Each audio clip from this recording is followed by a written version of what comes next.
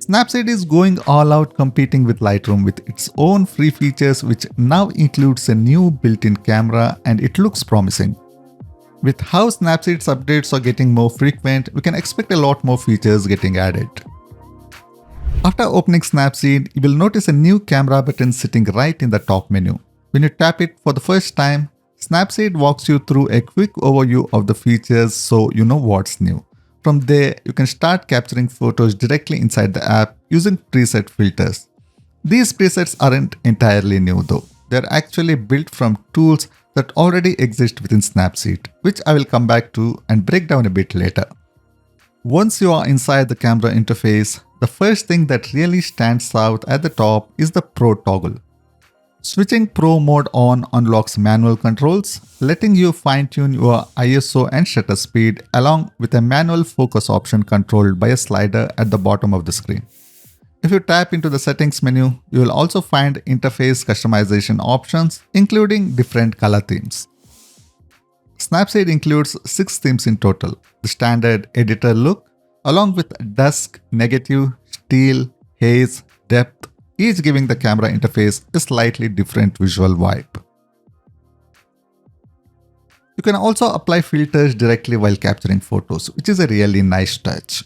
The available options include film style looks like Kodak Portra and Kodak Gold, along with Fuji Superior and Fuji Pro profiles, plus Agfa, Polaroid, and even Technicolor inspired filters. There are also a couple of sections labeled Looks and Edits, but unfortunately those aren't active yet. Hopefully they will be enabled in a future update. This is definitely something we will need to revisit once the feature is fully rolled out, especially since it isn't even mentioned in the current App Store update notes. As of now, the last major update highlighted there is the addition of the dehaze feature, which actually works quite well. I have covered that in more detail in one of my other videos if you want to check it out. By default, ISO, shutter speed and focus are all set to auto, so you don't have to adjust anything unless you want to. If you do, simply tap on any one of them and drag the slider left or right to manually dial in your preferred values. The manual focus in particular works surprisingly well and gives you a good amount of control. On the right side of the interface, you'll find the zoom controls, which vary depending on the camera hardware of your phone, along with a quick toggle for the selfie camera just below. And once you have taken a shot, tapping the photo thumbnail in the bottom left corner takes you straight back to Snapseed main editing screen.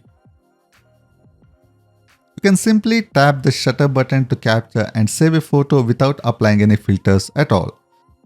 If you want a film look, just tap the film grade filters at the bottom of the screen and scroll through the available options. Once you have picked a look you like, hit the shutter button again and the photo is saved with the filter applied. Each filter also shows basic information, so you know exactly what style you are using. At the moment, options like changing the style or adjusting the style strength aren't live yet, and film grain doesn't seem to be rendered either.